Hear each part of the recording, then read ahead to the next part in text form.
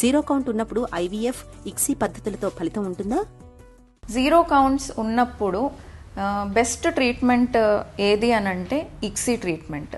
ఎందుకు అని అంటే మనకి స్పర్మ్స్ వచ్చేవి చాలా కొంచెం నెంబర్లో వస్తాయి. కొద్దిగా వచ్చిన స్పర్మ్స్ తోటి మనం చేయగలిగింది ట్రీట్మెంట్ ఇక్సీ ట్రీట్మెంట్. ఐవీఎఫ్ కూడా కాదు. ఐవీఎఫ్కి ఇక్సీకి డిఫరెన్స్ ఏంటి అని అంటే ఐవీఎఫ్ పద్ధతిలో ఒక ఎగ్కి చుట్టూతా ఒక 10,000 స్పర్మ్స్ని రిలీజ్ చేసి వదిలేస్తాము.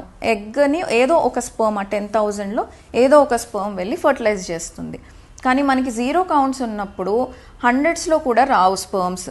సో అందుకని ఐవీఎఫ్ పద్ధతి వాడటానికి ఉండదు.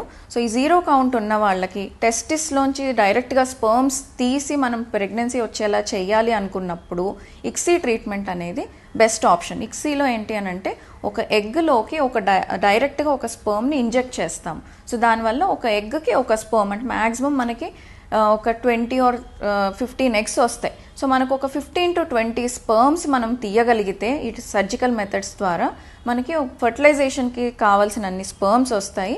సో బెస్ట్ రిజల్ట్స్ మనకి ఇక్సీతో వస్తాయి.